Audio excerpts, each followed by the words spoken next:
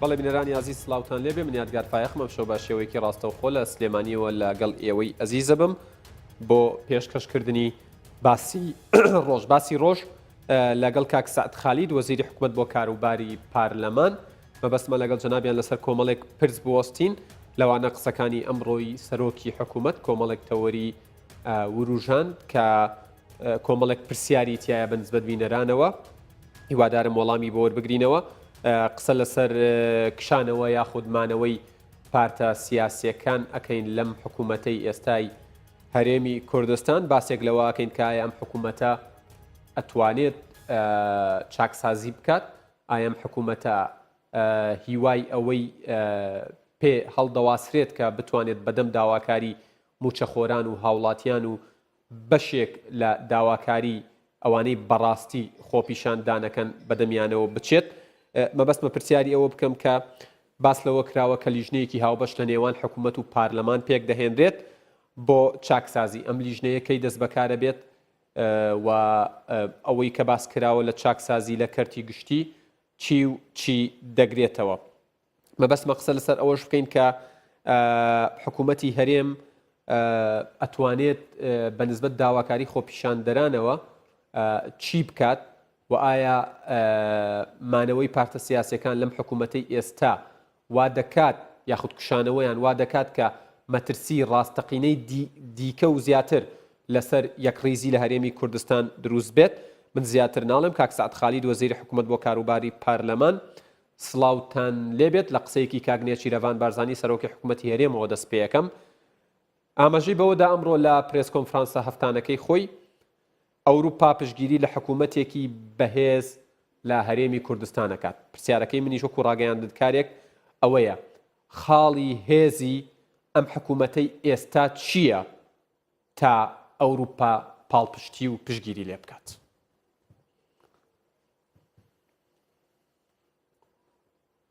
بەرێ سڵاو لە ئێوە لە سەرجەم بینەران و بیسەرانی خۆشەویست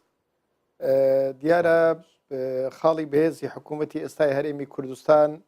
ئەم شەرعیەتەیە کە هەیەی ئەم شەرعیەتەیە کە لە پەرلەمانی وەرگرتیە و لە خەڵکی کوردستانی وەرگرتیە بۆیە بە تەکید کۆمەلگای نێودەوڵەتی و وڵاتانەی کە قورساییان هەیە لە ڕسمی سیاسەتی مەنتیقەکە تەعامل لەگەر ئەم حکوومەتە دەکەن و بە حکوومەتێکی شەرعی دەزانن و پێیان وایە لەم قۆناغە دەبێ پشتیوانی لە حکوومەتی هەرێمی کوردستان بکرێ وەک نوێنەری شەرعی خەڵکی کوردستان بۆ چارەسەری ئەو جێر و گرفتانەی کە لە نێوان هەولێر و بەغدا هەیە باشە کاک سعد ئەم حکوومەتەی ئێستا توانیوێتی نوێنەرێکی شەرعی هاوڵاتیانی هەرێمی کوردستان بێت لە کاتێکدا بەشێکی زۆری هاوڵاتیانی هەرێمی کوردستان بە تایبەت فەرمانبەران و موچەخۆران لە دۆخێکی ئێجگار نالەباردا دەژین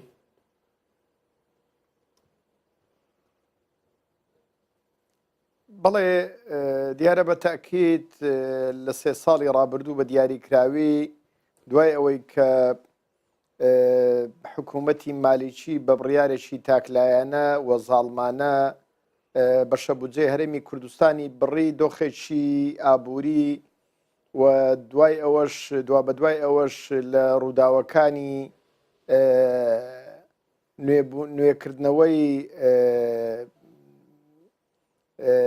دەورەی بەڕێز سەرۆکی هەرێمی کوردستان ئەزمەیەکی سیاسیشی هاتە سەر ئەمانە قەیرانێکی گەورەی لە هەرێمی کوردستان دروست کرد و خەڵکی کوردستان بە تاکید معاناتی ژیانی هەیە گوزەرانی هەیە خراپی خزمەت گوزاری هەیە بەڵام ئەمە بە مانای ئەوە نایە کە ئەم حکوومەتە شەرعیەتی بکەویتە ژێر پرساریان نا یعنی حکوومەتێکی شەرعیە وەکو باسم کرد بەو مانایەی کە لە دوای هەڵبژاردنەکانی 2013 لە پەرلەمانی کوردستان بتمانەی وەرگرتووە بەڵام ئایا ئەم حکوومەتە تا چەند لە ئاستی جێبەجێکردنی کارنامەکەی خۆی بووە لە ئاستی جێبەجێکردنی داوەڕەوەکانی خەڵکی کوردستان بووە دیارە ئەمە مەسەلەیەکی ترە و بە تەکید ئەم حاڵەتەی کە جەنابەت باستان کرد حاڵەتێک کە بەڵێ خەڵکی کوردستان معاناتی هەیە معاناتی ژیانی هەیە گوزەرانی هەیە پێداویستیەکانی هەیە بۆیە ئەم دوو مەسەلەیە دەبێت لە یەکجیا بکرێتەوە بە قەنەعاتی من دە باشە منیش با پرسیارەکەم بۆ ئاراستەیە بکەم کە ئەو دوو پرسە لە یەک جیا بکەمەوە. کێشەی هاوڵاتیانی هەرێمی کوردستان لەگەڵ شەرعی بوون و شەرعی نەبوونی ئەم حکوومەتە نییە. کێشەی هاوڵاتیان ئەوەیە ئەڵێت ئێمە حکوومەتێکمان ئەوێت بتوانێت کارەبامان بۆ دابین بکات. حکوومەتێکمان ئەوێ بتوانێت لە ساڵێکە بەرمیلێک نەوتمان پێ بدات. حکوومەتێکمان ئەوێت کە داوای ئەرکمان لێ ئەکات جێبەجێ بکەین مافەکانمان بۆ دابین بکات. ئایا ئەمە هیچ ڕەبتی هەیە بە شەرعی بوون و شەرعی نەبوونەوە؟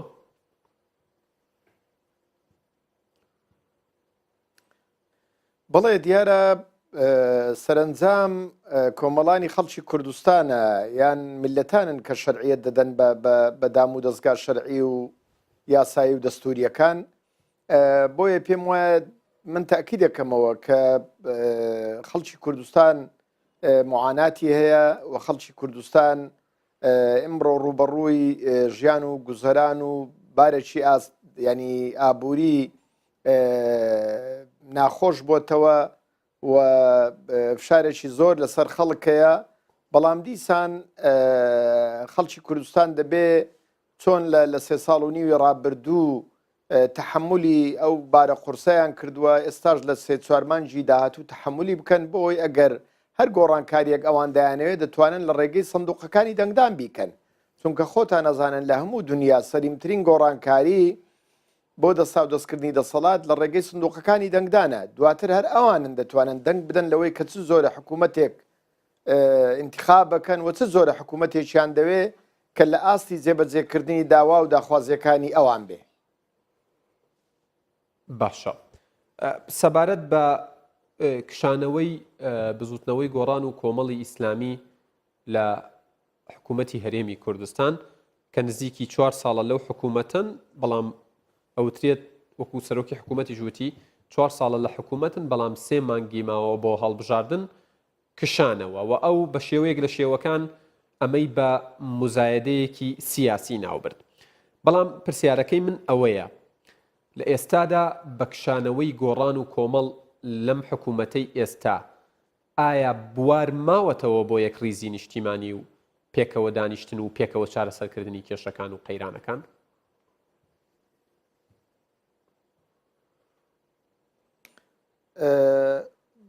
طبیعی خۆتان نەزانن ئستحقاقی بەشێک لەم دۆخە سیاسی کە لە هەرێمی کوردستان هەیە یەک ریزی و یەک دەنجی بوو، چکە خۆتان نەزانن کوردستان لە بەرامبەر هەندێک تەحەدیاتی گەورەیە، بە تایبەتی لە دوای 25 نۆ دۆخێکی نوێ هاتۆتە پێش کە ئەوە بە ئەترافی هەموو لایەنە سیاسیەکان نەکرد ئەوانەی لە دەسەڵاتن، تەنانەی ئەوانەی کە خۆشیان بە ئۆپۆزیسیۆن دەزانن پیلانێکی ئیقلیمی بەغدا گەورە هەبوو لەسەر هەرێمی کوردستان و من پێم وایە ئەم پیلانە نەک حکوومەتی هەرێمی کوردستان تێکڕای هێزە سیاسیەکان و خەڵکی کوردستان مستەهدەف بوون. بۆیە هەمومان و خەڵکی کوردستانیش دەخوازێ کە لەم باروزروفە سیاسیە بۆ تێپەڕاندنی ئەم دۆخە سیاسیە لایەنەکان لەسەر بەرنمەیەکی سیاسی کۆک بن، ڕێک بن لەسەر دوو ئاست. یەکیان لەسەر سیاسەتێکی هاوبەش بۆ ئەوەی بتوانین بەیەکەوە بە یەک سیاسەتی هاوبەش لەگەڵ بەغدا گفتوگۆ بکەین، چونکە خۆتان نزانن یەکێک لەو مەسەلانەی کە خاڵی لاوازی هەرێمی کوردستانە و بەغدا سوئی ئیستفادەی لێ دەکا ئەوەیە کە دەبینێ لە هەرێمی کوردستان پەرش و بڵاوی هەیە، کە دەبینێ لە هەرێمی کوردستان گوتاری سیاسی زیازیا هەیە. بەداخەوە طبیعی من ئەسەفە خۆم بەوەی کە ئێمە لە 2-3 ساڵی ڕابردوو هیچ ڕووداوێکی گەورە نەیتوانی کۆمان بکاتەوە، نە ڕووداوی ڕێفراندۆم نە مەترسیەکانی لەسەر هەرێمی کوردستان هەیە، نە ئەو قۆناغی کە ئێستاش بۆ دەربازبوون لەو دۆخە سیاسیە. ئەوە زانی بێژەی داهاتوویەکی تاریکتر چاوەڕێمان ناکات گەر بەم شێوەیە بێت و بە پێی پێدرا واقعیەتەکان بێت. بەڵێ ببوورە تێنەگەیشتم، دەنگت باش نەگەیشت. ئەڵێم بەڵێ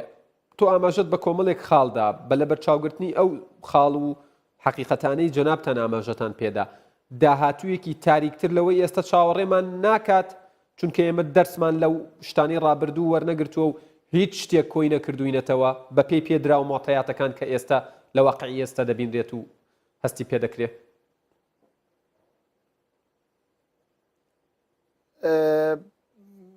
من پێم وایە ئێستاش ئافاقەکان زۆر تاریک نین، بە تایبەتی خۆتان نەزانن لە 15 ڕۆژی ڕابردوو احتیمامێک هەیە بە زمانی هەرێمی کوردستان، احتیمامێک هەیە بە قەزیەی کورد، احتیمامێک هەیە بە حکوومەتی هەرێمی کوردستان کە دووازار بە خەڵکی کوردستانە. بانگەشتکردنی سەرۆکی ئەنجومەنی وەزیران لەسەر ئاستی وڵاتانی وەکو فەرەنسا، ئەڵمانیا و لە بیدایەتی ساڵی نوێ بەریتانیا ئەمانە احتیمامی گەورن. بۆیە ئەگەر ئێمە بمانتوانی بە لایەنە سیاسیەکان بەداخەوە بە جیاوازی بیرروڕای سیاسیشمان، فکریمان، ئایدیۆلۆژیمان، بەڵام لەسەر بەرنمەیەک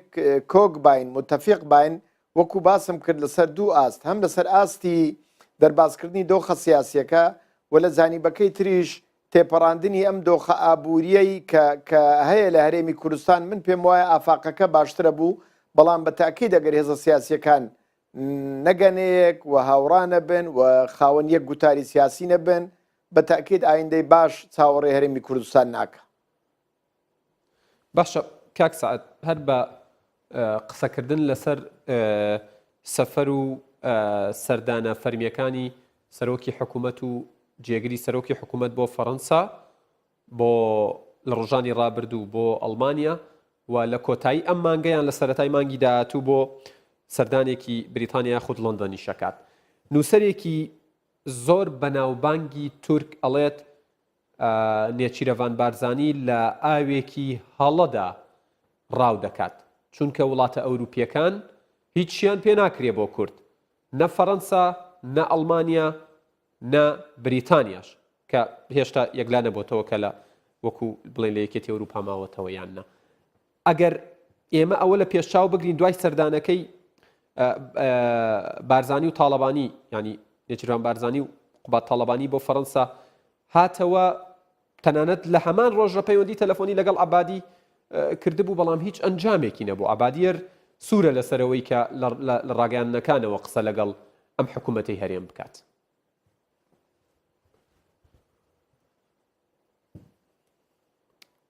من پێم وایە مراهەنەی هەموو حکوومەتی هەرێمی کوردستان هەمووی لەسەر ئەم کارتانە نییە، بەڵام خۆتان نەزانن عێراقی نوێ لە 2003 بەدواوە هەر لە نووسینەوەی دەستورەکانی تا قۆناغەکانی تری دوای انتخاباتەکان لە عێراق و تشکیلکردنەوەی حکوومەت هەمیشە فاکتەری دەرەچی ڕۆڵی هەبووە لە تەرتیبکردنەوەی وەزعی سیاسی لە عێراق، ڕۆڵی هەبووە لە بێگەیاندنی پێکاتەکانی عێراق، ڕۆڵی هەبووە لە خاوکردنەوەی کێشەکان لە نێوان پێکاتەکانی عێراق. من بۆیە پێم وایە حکوومەتی ئێستای عێراق حکوومەتێکی ئەوەندە بەهێز نییە 100% خاوەن سیادەی خۆیان بین، قەراری سیاسی خۆیان بن، مرکزێتێکی بەقووەت بن و ئەمە مەوزوعێکی ترە. گەروانیە بۆچی دەرەوە حکوومەتی هەرێم پێم وایە زوو داوای لە یەکات دانیشن لەگەڵیانە و کۆبنەوە و بگەن بە ڕێکەوتنێک.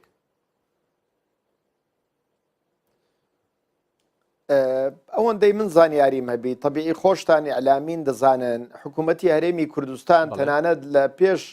25 نۆش پێش ڕێفراندۆمیش هەمیشە سیاسەتی فەرمی حکوومەت ئەوە بووە کە خەیاری مفەزەڵ بژاردەی یەکەم بۆ چارەسەری هەموو کێشە هەڵپەسێردراوەکان لەگەڵ عێراق گەڕانەوەیە بۆ حیوار، بۆ مفاوەزات، بۆ گفتوگۆ. بۆیە حکوومەتی هەرێمی کوردستان هیچ کاتێک حیواری ڕەت نەکردوێتەوە و من پێم وایە 25 نۆی لێ بستە دەرێ کە ئەمە بابەتێکی ترە، بەڵام لە دوای ئەوەش حکوومەتی هەرێمی کوردستان بەعکسەوە بەو مبادراتانەی بڕوای من توانیویەتی تۆپەکە بخاتەوە ساحەی عێراق و ئەگەر ئێستا ملاحەزە بفەرمونون ئەو خیتابەی ئەو گوتارەی حکوومەتی هەرێمی کوردستان بۆ دنیای دەرەوە خیتابێکی 100% دروستە. عێراق تووشی ئەحراجێکی گەورە بووە لە بەرامبەر کۆمەلگای نێودەوڵەتی کە بە بیانووی جیاجیا خۆی دەدەستەوە لە چارەسەرکردنی کێشەکان لەگەڵ هەرێمی کوردستان. باش کاک سەعەد، بە قسەکردن لەسەر ئەو لیژنەیە کە بڕیارە حکوومەت و پەرلەمان لیژنەیەکی هاوبەش بۆ چاکسازی پێک بێنن، ڕۆژنامەنووسێک ئەڵێت هەڵەیەکی گەورەیە و غەدرێکی گەورەیە گەر بڵین ئەوەی بە سەرهەرێمی کوردستان هاتووە بەهۆی ڕفراندۆمەوە بووە. ئەو ئەڵێت 26 ساڵە ئەم حکوومەتە کوا پرۆژەی استراتیژی، 26 ساڵە ئەم حکوومەتە کوا ژێرخانە ئابووریە تۆکمەکەی، بۆ نەیتوانیوە لە دوای 2023ەوە ئەو هەموو پارەی هیچ نەبێ لە دوای 2023ەوە ئەو هەموو پارەی هاتۆتە کوردستانەوە لە عێراقەوە، ئەو هەموو نەوتەی فرۆشراوە، پارەی ئەمانە هیچی دیار نییە. ئێستا حکوومەت یاریان بە لیژنە ئەتوانێت چاکسازی بکات؟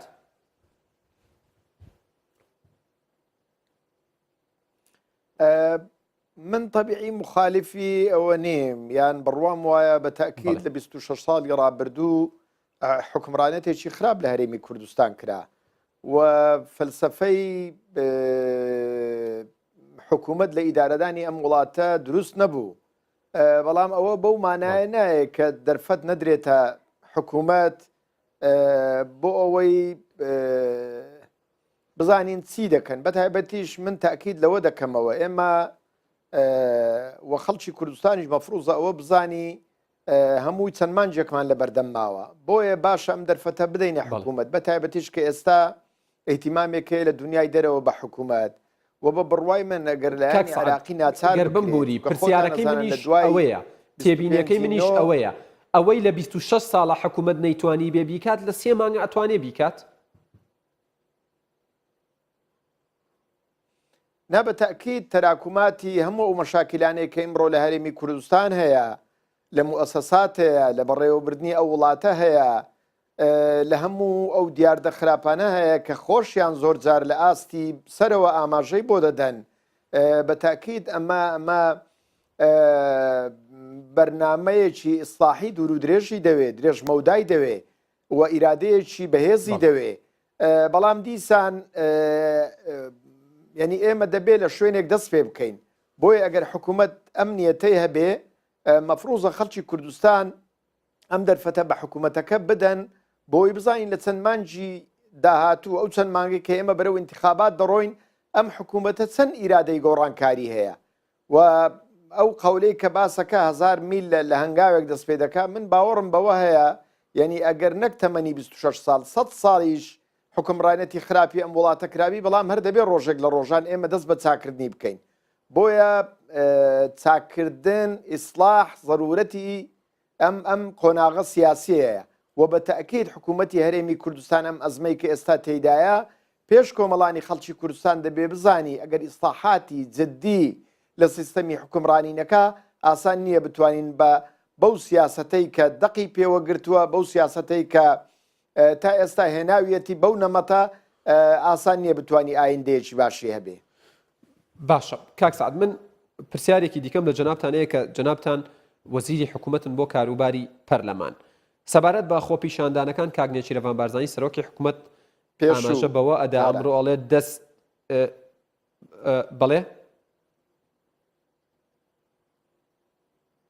بەڵێ سەبارەت بە خۆپیشاندانەکانی 5 و 6 و 7 وەزیر ببوورە بەڵێ ببورن.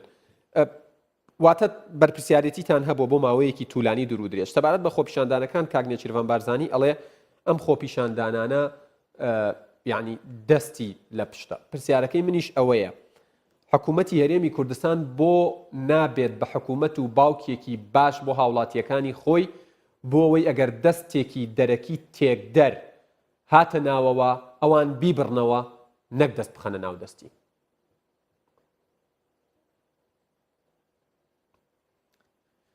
جا بە تاکید هەمیشە